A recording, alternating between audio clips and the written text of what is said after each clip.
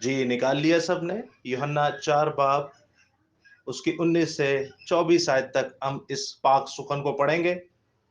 और आप लोगों ने सुनना है इस कलाम खुदा को कि इस पाक सुखन में क्या मरकूम है। औरत उससे कहा, ए खुदावंद, मुझे मालूम होता है कि तू नबी है। हमारे बाप दादा ने इस पहाड़ पर प्रस्तिश की, और तुम कहते हो कि वो जगह जहां प्रस्तिश करना चाहिए यरूशलेम में है। यीशु ने उससे कहा, ए औरत, मेरी बात का यकीन कर कि वो वक्त आता है कि तुम ना तो इस पहाड़ पर बाप की प्रस्तिश करोगे, ना यरूशलेम में। तुम जिसे नहीं जानते उसकी प्रस्तिश करते हो, तुम जिसे जानते हैं, हम जिसे जानते हैं उसकी प्रस्तिश करते हैं, क्योंकि निजात यहूदियों में से है। मगर वो वक्त आता है, बल्कि अब ही है, कि सच्चे परस्तार बाप की प्रस्तिश रूह और सच्चाई से करेंगे, क्योंकि बाप अपने लिए ऐसे ही परस्तार ढूंढता है। खुदा रूह है, जरूर है कि उसके परस्तार रूह और सच्चाई से प्रस्तिश करें। कलाम खुदा का पढ़ा, सुना, समझा और कबूल किया जाना हम सबों के लिए बाइस बरकत का सबब हो। खुदा का शुक्र हो, आमीन। अब अजीजों, आपने ये कलाम खुदा सुना, और जैसा कि मैं आपको रेकमेंड कर चुका हूं कि आप प्रस्टिश पार्ट 1 जरूर सुनिएगा। आपकी रहनुमाई के लिए वो बड़ा मुफीद रहेगा, और खुदा का कलाम है वो आपको ढेरों बरकतें, रहमतें, फजीलतें और नेमतें आप पर नाजिल भी करेगा। तो अब हम बढ़ते हैं अपने टॉपिक की तरफ। इस पैसेज को हमने सुना, और आज का हमारा टॉपिक है कि लफ्ज प्रस्तिश, वर्ड जो प्रस्तिश है ये एक्चुअली है क्या। अब इस पैसेज को जो आपने पढ़ा, ये मशहूर जमाना सामरी औरत का जिक्र इसमें हमें मिलता है। और यहां पर इस पैसेज में हमें गालिबन 6 से 7 बार, 6 बार लफ्ज प्रस्तिश नजर आया है। 6 बार लफ्ज प्रस्तिश नजर आया है चंद आयात के अंदर ही। और लफ्ज पुरस्कार भी हमें 3 बार नजर आया है। तो बात यह की गई थी कि हमें अक्सर देखने को मिलता है कि जब हम अनाउंस करते हैं बड़ी बड़ी इबादत में, या फिर पम्फलेट्स लगाते हैं, या फिर ब्रूशेड लगाते हैं दीवारों पे, तो उस पे लिखते हैं कि खुदा का सच्चा पुरस्कार या प्रस्तिश के लिए ये हमें खादिम जो है वो दरकार है। तो कहने का मकसद ये था कि ये लफ्ज क्या इस जगह पर सही फिट बैठता है। क्या प्रस्तिश करने वाला और पुरस्कार जो है वही है जो सिर्फ गीत गाता है? तो अजीजों, जानेंगे गहराई के साथ। मैंने इसके तमाम मतलब आपकी जो ग्राउंड रूट्स जो हैं, जो एक मैदान बनाया गया है, वो पार्ट 1 में भी है, लेकिन मैं आपको पार्ट 2 में भी बताता चलूं। गीत गाना, जबूर गाना, खुदा की जय जयकार करना, ये बहुत ही खूबसूरत एक अमल है। इससे जिंदा खुदा नहायत खुश होता है। और याद रखिएगा, मेरा अपना पर्सनली जाती एक्सपीरियंस है कि जब हमदो सना ऐसी हो कि आपकी रूह खुश हो जाए, तो फिर कलाम करने का एक अपना ही लुत्फ आता है। कलाम करने की एक अपनी ही बरकत होती है। तो मैं आपके जनरल नॉलेज के लिए एक चीज बताता चलूं। उस पहला सलातीन, the book of first kings chapter 4 verse 32, यानी कि पहला सलातीन उसका चौथा बाब और उसकी 32 आयत में हमें नजर आता है कि इस कायनात में सबसे ज्यादा गीत गाने वाला कौन सा शख्स था। क्या आप लोग जानते हैं कि इस कायनात में, इस दुनिया में सबसे ज्यादा गीत गाने वाला कौन सा शख्स है? अगर आपने जबूर की किताब पढ़ी हो तो अजीजों, इसमें कोई शक नहीं कि हमारे जहन में मुकद्दस दाऊद नबी का ख्याल आता है या उसका नाम आता है, लेकिन यह बात गलत है। जब आप पढ़ते हैं पहला सलातीन उसका चौथा बाब और उसकी 32वीं आयत, वहां पर हमें नजर आते थे मुकद्दस सुलेमान बादशाह, मुकद्दस सुलेमान बादशाह ने 3000 मसले यानी प्रोवर्ब्स लिखे, और 1005 गीत लिखे। 1005 सॉन्ग्स, 1005 गीत लिखे मुकद्दस सुलेमान ने। आप ये नोट कर सकते हैं अपने जनरल नॉलेज के लिए कि इस कायनात में सबसे ज्यादा गीत गाने वाला इंसान, लिखने वाला जो इंसान है, वो है मुकद्दस सुलेमान। उसके बाद आप देखते हैं मुकद्दस सुलेमान बादशाह जो है, उन्होंने जबूर 27 और जबूर 72, सॉरी जबूर 72, जबूर 127, ये दो जबूर भी गाए। उसके बाद गजलुल गजलात की किताब भी लिखी, उसके बाद इमसाल की किताब भी लिखी, उसके बाद वाइस की किताब भी लिखी। तो सुलेमान बादशाह एक जबरदस्त जिंदा खुदा का सूरमा था। उसके बाद दोस्तों हम देखते हैं कि क्या लफ्ज प्रस्तिश जो है ये सिर्फ गीत गाने को जाहिर करता है। तो हम और ज्यादा इसको कुरेदेंगे, इसको समझने की कोशिश करेंगे कि क्या लफ्ज प्रस्तिश जो है ये सिर्फ गीत गाने को ही जाहिर करता है। तो मैं आपके सामने एक और पैसेज पढ़ता हूं। ये पैसेज है मुकाशफा की किताब से, उसके 13वें बाब की 4थी आयत में जहां 2 बार प्रस्तिश आया और 15वीं आयत में जहां 1 बार प्रस्तिश आया। जरा इस पैसेज को समझिएगा, इस आयात के कॉन्टेक्स्ट को समझिएगा, सियाको सबाक को समझिएगा, जानिएगा कि मैं आपसे क्या पूछने लगा हूं। मैं आपसे एक सवाल पूछूंगा, आपने सुनना है गौर से इन दोनों आयात को, तो फिर आपने समझना है कि मैं आपसे क्या पूछना चाह रहा हूं। मुकाशफा की किताब उसका 13वां बाब और उसकी 4थी आयत मैं आपके सामने पढ़ूंगा, जहां पर कुछ यूं लिखा है, और चूंकि उस अजदहा ने अपना सारा इख्तियार हैवान को दे दिया था, इसलिए उन्होंने अजदहा की प्रस्तिश की और उस हैवान की भी ये कहकर प्रस्तिश की कि इस हैवान की मानित कौन है, कौन उससे लड़ सकता है।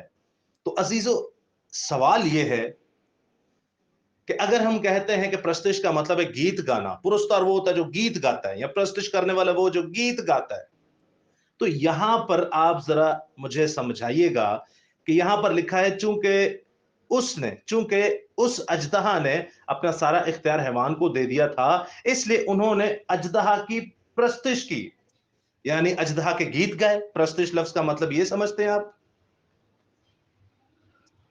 क्या उन्होंने अजदहा की प्रस्तिश की? प्रस्तिश का मतलब क्या उन्होंने अजदहा के सामने कोई गीत गाए? बिल्कुल भी नहीं अजीजों, यहां कुछ और है। फिर आगे लिखा है कि उस अजदहा की भी प्रस्तिश की गई और उस हैवान की भी प्रस्तिश की गई। मुकाशफा की किताब जो कि एंड टाइम्स की बुक है, हमें बता रही है कि उस हैवान की भी प्रस्तिश की गई और उस अजदहा की भी प्रस्तिश की गई। तो सवाल यह पैदा होता है कि क्या अजदहा और उस हैवान दोनों के सामने पब्लिक गीत गा रही है जो प्रस्तिश कर रहे हैं? तो आप और मैं कहेंगे कि बिल्कुल भी नहीं, ये गीत गाने की तो बात हो ही नहीं रही। इसको और ज्यादा क्लियर कर देते, 15वीं आयत में लिखा है, और उसने उस हैवान के बुत में रूह फूंकने का इख्तियार दिया, ताकि वो हैवान के बुत बोले भी, और जितने लोग उस हैवान के बुत की प्रस्तिश ना करें उनको कत्ल भी कराए।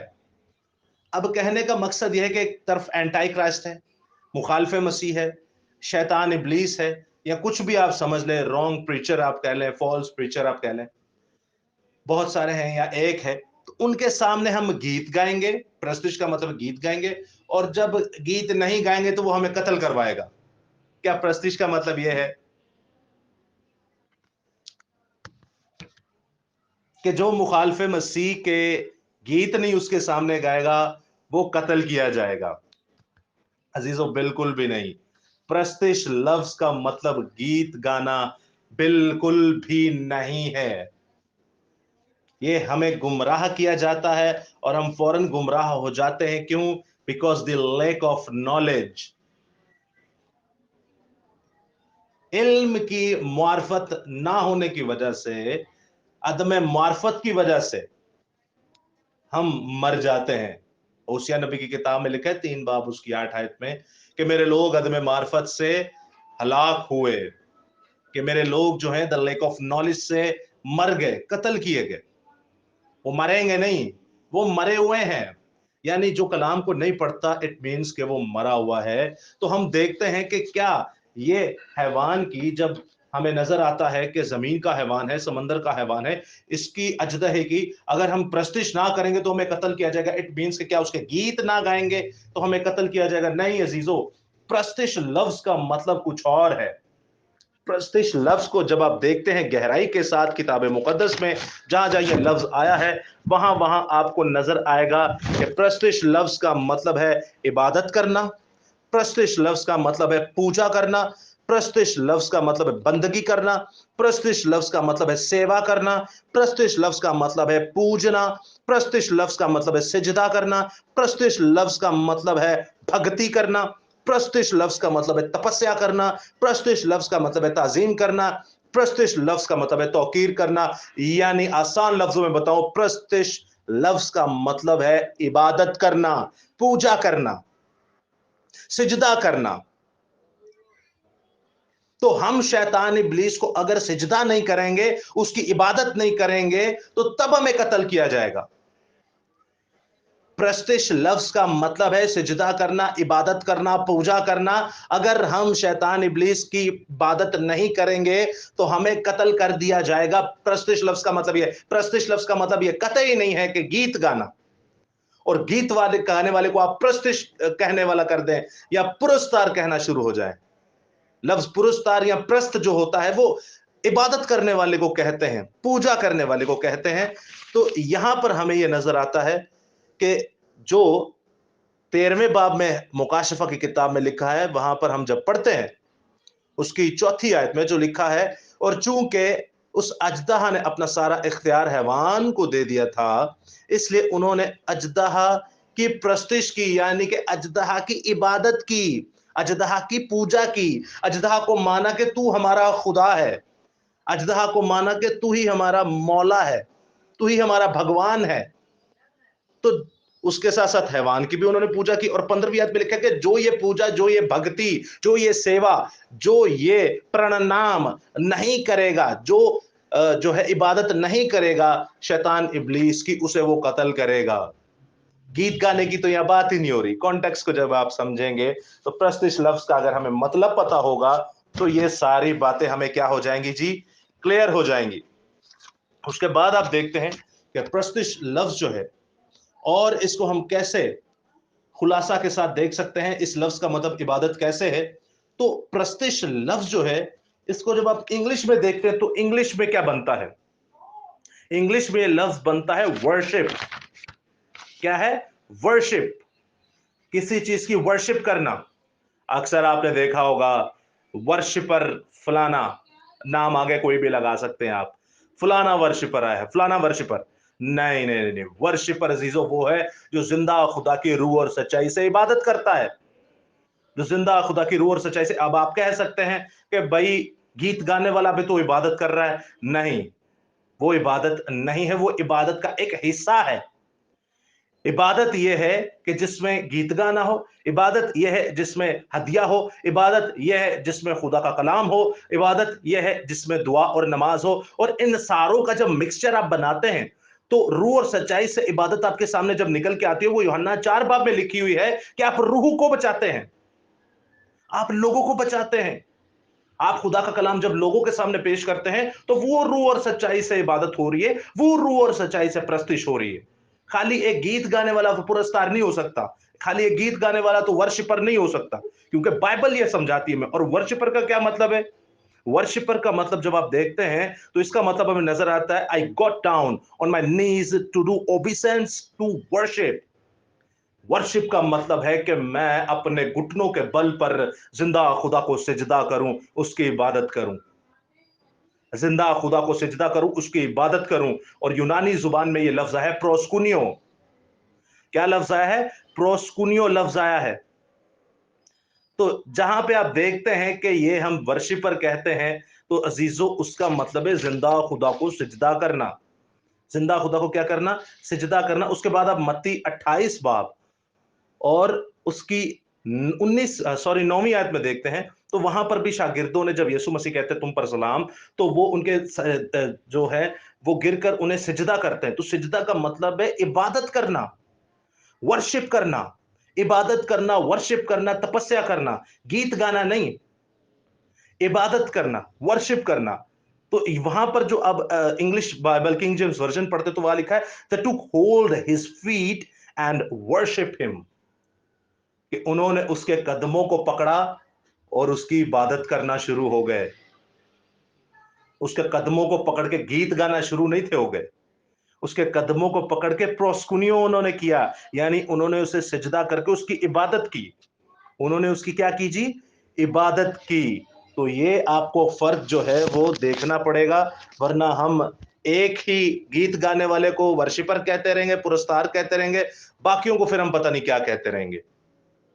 वर्शिपर वो इंसान है जो जिंदा खुदा की इबादत करता है और जिंदा खुदा के साथ चलता है, और जब वो जिंदा खुदा के कलाम को पेश करता है, उसके पैदा करने वाले ने जो उसे कहा, अगर वो जब उसको पेश करता है तो उससे रूह कोई बचे, तो वो रूह और सच्चाई से प्रस्तिश होती है, वो रूह और सच्चाई से प्रस्तिश होती है, और उसी को कहते हैं सच्चे पुरस्कार।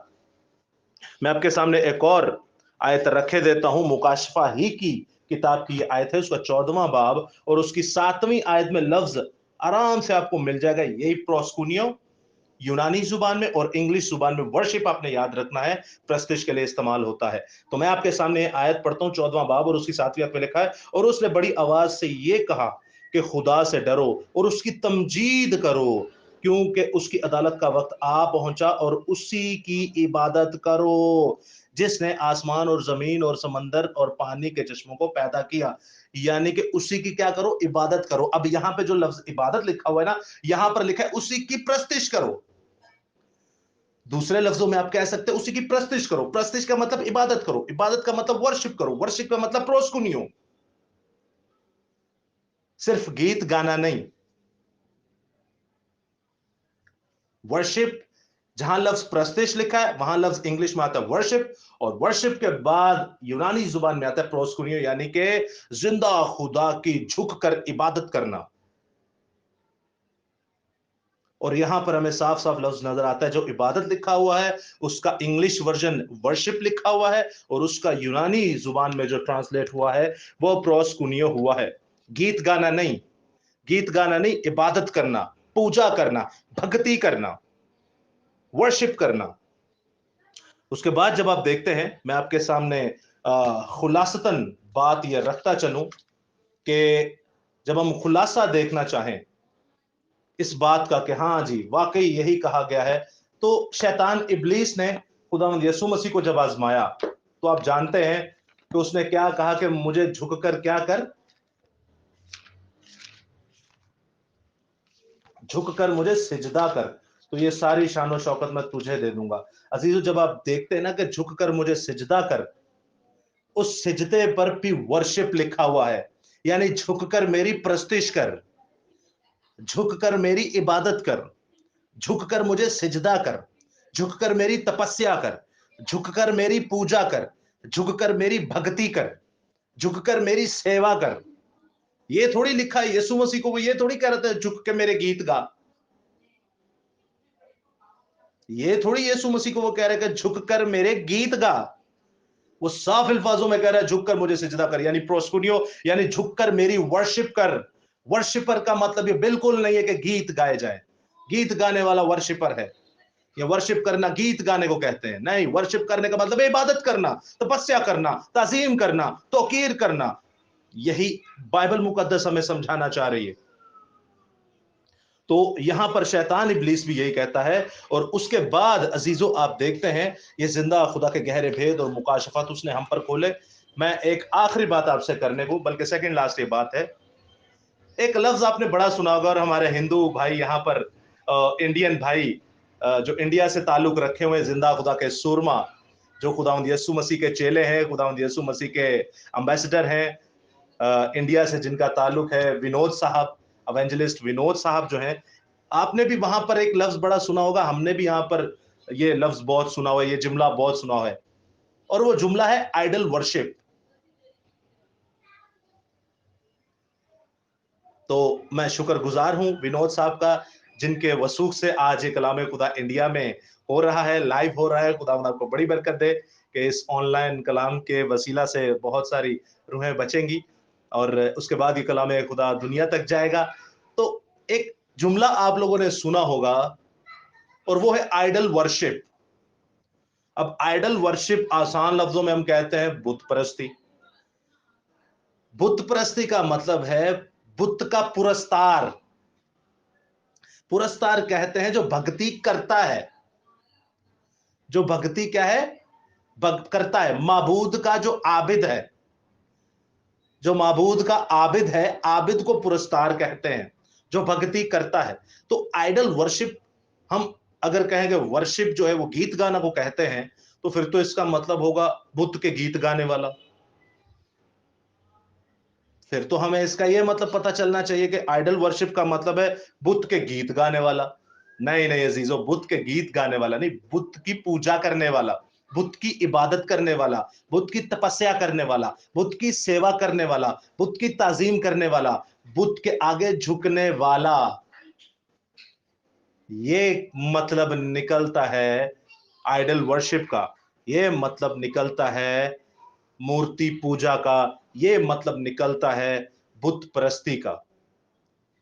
तो आपने हमेशा याद रखना है कि हमें लफ्जों में उलझाया जाता है और बाइबल कहती है कि लफ्ज मार डालते हैं।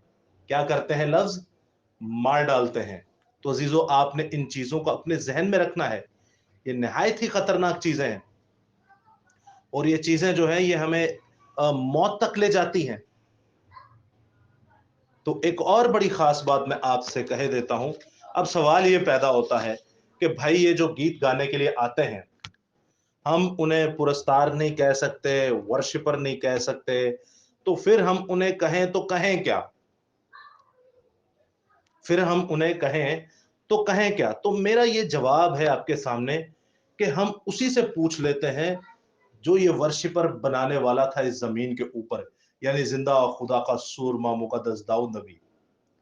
जिंदा खुदा का सूरमा मुकद्दस दाऊद नबी, जो इस वर्शिप को क्रिएट करने वाला था इस जमीन के ऊपर। हालांकि हैकल तो बनाना उनके नसीब में ना रही, लेकिन वो ऐसा खुदा का सूरमा था कि जिसने ऐसी ऐसी जमीन के ऊपर हैकल बनाने की कोशिश की और खुदा उनसे इल्तिजा की, जो आने वाले वक्तों में एक ऐसा खुदा का घर बन गया वो, जहां पर खुदा हमेशा उनके सामने जाहिर होता था। अब जब आप पढ़ते हैं कलाम खुदा में कि जी हम गीत गाने वाले को क्या कह सकते हैं, तो आइए पूछते हैं जिंदा खुदा के सूरमा मुकद्दस दाऊद नबी से। सो आप मेरे साथ निकाल सकते हैं पहला तवारीख, आप मेरे साथ निकाल सकते हैं पहला तवारीख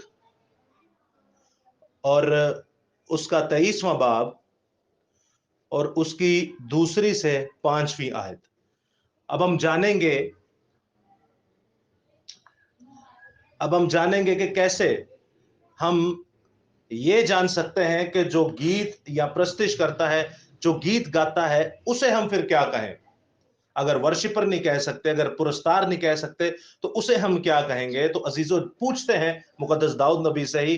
पहला तवारीख उसका 23वां बाब और उसकी पहली था 5वीं आयत तक पढ़ेंगे और आप जानेंगे इस कलाम खुदा में कि मुकद्दस दाऊद नबी क्या कहता है कि गीत गाने वाले को क्या कहना चाहिए। तो मैं पढ़ता हूं इस इस्तबाक को, सुनिएगा गौर से। अब दाऊद बुढ़ा और उम्र रसीदा हो गया था और उसने अपने बेटे सुलेमान को इसराइल का बादशाह बनाया और उसने इसराइल के सब सरदारों को, काहिनों को और लावियों समेत इकट्ठा किया और 30 बरस के और उससे ज्यादा उम्र के लावी गिने गए और उनकी गिनती एक एक आदमी को शुमार करके 38,000 थी। इनमें से 24,000 खुदावंत के घर के काम की निगरानी पर मुकर्रर हुए और 6,000 सरदार और मुसन्निफ थे और 6,000 दरबान थे। अब टू दी पॉइंट वर्स सुनिएगा आप क्या लिखा है। और 6,000 उन साजों से खुदा की तारीफ करते थे। प्रस्तिश नहीं थे करते, खुदा की क्या करते थे? तारीफ करते थे। गो के खुदा की तारीफ करना खुद भी एक इबादत ही है। खुदावंत की हमदो सना करना, उसके गीत गाना भी खुद एक इबादत है। लेकिन लफ्जों को जरा समझिए, कौन सा लफ्ज कहां पर चलेगा। तो यहां पर लिखा है 4,000 उन साजों से खुदावंत की क्या करते थे? वो तारीफ करते थे, जिनको मैंने यानी दाऊद ने मदा सराई के लिए बनाया था। सवाल यह है कि जब वर्शिपर को हम वर्शिपर नहीं करेंगे, यानी कि गीत गाने वाले को अगर वर्शिपर नहीं कहेंगे, तो फिर क्या कहा जाए? तो यहां पर लफ्ज आया है तारीफ करने वाला कहा जाए। इंग्लिश बाइबल में आप देख लेते हैं, अगर आपने वर्शिपर लिखने का हमें ज्यादा ही अच्छा लगता है लफ्ज, तो प्रेज्ड लिखें। अक्सर नहीं कहते प्रेज द लॉर्ड, अक्सर कहते हैं ना प्रेज द लॉर्ड, तो प्रेज लिखें, प्रेज करने वाला, तारीफ करने वाला। फिर दूसरा आप क्या लिख सकते हैं, हमदो सना करने वाले का जो गीत गाता है उसका मतलब क्या लिख सकते हैं, बाइबल में से, बाइबल में ज़बूर की किताबों में लिखा हुआ है, मदासराई करने वाला, प्रेज करने वाला, स्ताइश करने वाला, हमदो सना करने वाला, नगमा बरदाजी करने वाला, गीत गाने वाला, जय जयकार करने वाला, तमजीद करने वाला, शुक्रगुजारी करने वाला। गीत वार गाने वाले को आप क्या कह सकते हैं, उसकी तारीफ करने वाला, यानी कि प्रेज करने वाला। अक्सर हम लफ्ज कहते हैं प्रेज द लॉर्ड, अक्सर हम क्या कहते हैं, प्रेज द लॉर्ड। तो आप लिख सकते हैं स्ताइश करने वाला, हमदो सना करने वाला, मदासराई करने वाला, खुदावन की तौसीफ करने वाला। तो ये सारे लफ्ज बनते हैं हमारे पास प्रेज्ड के, यानी कि गीत गाने वाले के लिए हमें ये चीजें इस्तेमाल करनी चाहिए ताकि हमें आसानी हो समझने में, आसानी हो समझाने में, हम कोई परेशानी ना पैदा कर सकें, ताकि सारी चीजों में जो है वो सीक्वेंस के साथ चलें। ये एक ऐसा भेद है, एक ऐसी परेशानी है जो हमें अक्सर परेशान करती थी। और आखिर में मैं आपसे फिर से कहूंगा, अगर आपकी कंफ्यूजन क्लियर ना हो, आखिर में मैं आपसे आखिरी बात करूंगा, तो आपने वही यूहन्ना चौथा बाब पढ़ना है जहां से आज की हमारी मरकजी आयत थी। उस पूरे बाब को आपने पढ़ के जरा सोचना है कि जो 6 बार लफ्ज प्रस्तिश आया है, क्या ये गीत गाने को आया है, कि जो रूह और सच्चाई से गीत गाएगा वही खुदा का गीत गाने वाला होगा, या ये आया है कि जो रूह और सच्चाई से खुदा की इबादत करेगा वही इबादत करने वाला होगा। जब इबादत की बात आती है, सिजदे की बात आती है, प्रोस्कुनियों की बात आती है, तो अजीजो तब रूहें बदलने की बात आती है। और तब वो कलाम जो है उस रूह के सामने पेश किया जाता है जो कि कलाम को नहीं जानती, जो कि यस्सु को नहीं जानती, जो कि अगर यस्सु को जानती है और वो गुमराह है और उसकी रूह बचे। खुदा के सच्चे पुरस्तार वो हैं जो रूह और सच्चाई से खुदावंद की प्रस्तिश करते हैं, यानी रूह और सच्चाई से खुदावंद की इबादत करते हैं। और इबादत का मतलब ये नहीं कि गीत गाना, इबादत का मतलब ये है कि जब तू कलाम पेश करे तो तेरे अंदर से नदियां फूट जाएं, तेरे अंदर से कलाम की नदियां जारी हो जाएं। चौथे बाब में यही तो लिखा है। और आप देखते हैं कि उसने ऐसी प्रस्तिश की, उसने ऐसा खुदा का कलाम पेश किया, उसने ऐसा अपना नरसिंगा फूका कि पूरा सामरिया गांव जो है वो यीशु के कदमों में आ गया और सबने निजात हासिल की। तो रूह और सच्चाई से प्रस्तिश तो ये तो ना हुआ कि गीत गाना, कि यीशु मसीह ने उसके सामने गीत गाए, कि यीशु मसीह ने उसके सामने गीत गाए? बिल्कुल भी नहीं गीत गाए, नरसिंगा फूका। इस नरसिंगे को फूकने का ही मेन मकसद है कि रूह और सच्चाई से प्रस्तिश करना। और जब इस नरसिंगे को फूकेंगे तो रूहें तब बचेंगी, गीत गाने से रूह नहीं बचेगी। इस नरसिंगे को फूकने से, खुदा का कलाम पेश करने से, जिंदगी के पानी को आगे देने से, जिंदगी के रोटी को आगे देने से लोग सैर होंगे। जो रूहें प्यासी हैं, जो पानी के नालों को तरसती हैं, वो रूहें तभी सैर होंगी, वो रूहें ਉਹਨਾਂ ਦਾ ਰਾਜ ਜਦੋਂ ਹੀ ਹੋਏਗਾ ਜਦੋਂ ਜ਼ਿੰਦਾ खुदा दे कलाम ਨੂੰ ਖਾਣਗੇ और जिंदा खुदा दे पानी ਨੂੰ ਪੀਣਗੇ। आपके वसीला से अगर वो जिंदा खुदा के कलाम को खाते या पीते हैं और उनकी रूह बच जाती है, तो अजीजों याद रखिएगा, आप खुदामंद के सच्चे पुरस्तार हैं जो रूह और सच्चाई के साथ चल रहे हैं, और आपके वसीला से रूह बची है। और आपको पता है रूह बचने का अजर क्या है? क्या आसमान पर खुदा कहता है कि मैं अपने अनकाउंटेबल फरिश्तों के साथ ज़ियाफत करता हूं, पार्टी कहता हूं देखो ये मेरा बेटा है। जब आप एक रूह को बचाते हैं तो अजीजों ये रूह तभी बच सकती है जब आप रूह और सच्चाई से खुदावंद के कलाम को पेश करते हैं और लोगों के दिलों पर ठोकर लगती है, ठेस लगती है, और वो खुदा की तरफ रागिब होते हैं। मैं आपको फिर से एक बार रेकमेंड करूंगा दोबारा से कि आप पार्ट 1 प्रेस्टीज का जरूर सुनिएगा, आपको और ज्यादा क्लियर हो जाएगा। और मैं एक बार फिर से शुक्रगुजार हूं विनोद भाई का, जो कि इंडिया से हैं, जिन्होंने ये सारा प्रोग्राम ऑर्गेनाइज किया, और पाकिस्तान से कुरंगी से एवेंजलिस्ट साहिल साहब, जिन्होंने ये सारा प्रोग्राम जो है यहाँ से ऑर्गेनाइज किया। और ऐसे जिंदा खुदा के कलाम के भेदों को हमने जाना जो कि हमारे लिए मुफीद, बाबरकत, फलदार और बहुत ही ज्यादा नेमत भरे हैं, नेमत भरे हैं, और मेरे ज़हन से लफ्ज निकल के, नेमत भरे हैं और फजीलत भरे हैं। तो खुदावंद आपको इसी तरह बरकत दे, आप इसी तरह खुदावंद में बढ़ते चले जाएं, और खुदावंद की तमाम नेमतें, बरकतें, फजीलतें, रहमतें आपके साथ हों। खुदावंद आप सबों के साथ हो, खुदावंद आप सबको आशीष दे। आमीन।